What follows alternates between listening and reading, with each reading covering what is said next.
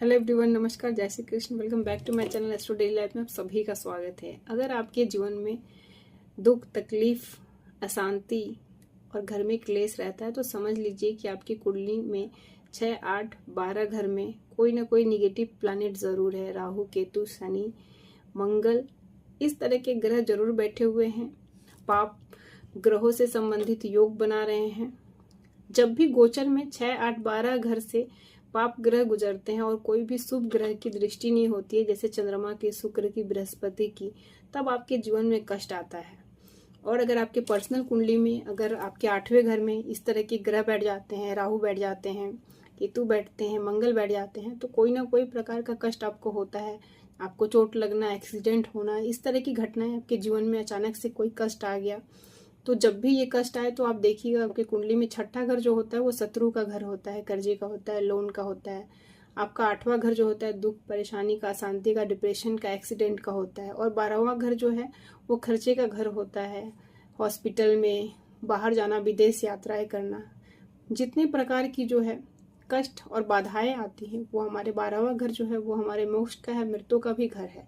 तो इसीलिए ये 3 घर में जब भी कोई निगेटिव प्लैनेट बैठते हैं और किसी भी शुभ ग्रह की दृष्टि नहीं होती है तो बहुत ज़्यादा परेशानी होती है। लेकिन एक बेनिफिट होता है, इन घरों में जब भी कोई पाप ग्रह बैठता है तो आपकी लड़ने की क्षमता ज़्यादा हो जाती है। जैसे कि 6ठे घर में अगर कोई पाप ग्रह बैठ जाए, मंगल बैठ जाए, शनि बैठ जाए, तो शत्रु से आपकी लड़ाई तो जरूर होगी लेकिन आप विजय प्राप्त करेंगे, आप जीतेंगे, शत्रु जो है वो परास्त होगा। 8वें घर में अगर शनि बैठ जाते हैं तो मृत्यु तुल्य कष्ट होगा लेकिन मृत्यु नहीं होगी। लेकिन अगर मंगल बैठ जाते हैं तो एक्सीडेंट होगा, लेकिन एक्सीडेंट में आपकी जान तो नहीं जाएगी लेकिन हाथ पैर टूट सकते हैं, आपको कष्ट हो सकता है। ठीक उसी तरह से 12वें घर में अगर कोई पाप ग्रह बैठ जाता है तो आपको परेशानी तो होगी, लेकिन आपकी परेशानी इतनी हद तक, जैसे आप हॉस्पिटल गए, बहुत बड़ा कोई रोग हो गया, लेकिन फिर आप उससे जो है आप सरवाइव कर पाएंगे। आप लड़के हॉस्पिटल में जो है आप 10 दिन रहे, कोई अगर रोग हो गया तो वो ठीक हो जाएगा, आपका पैसा खर्च होगा, धन कष्ट होगा, लेकिन क्या है कि आप वापस आ जाएंगे। तो ये फायदा होता है कि जब भी अगर पाप ग्रह इन घरों में बैठ जाते हैं तो व्यक्ति को कष्ट तो होता है लेकिन उस कष्ट से जो है वो जीत के सफलतापूर्वक जो है वापस अपने जगह पे, अपने घर पे आ जाता है।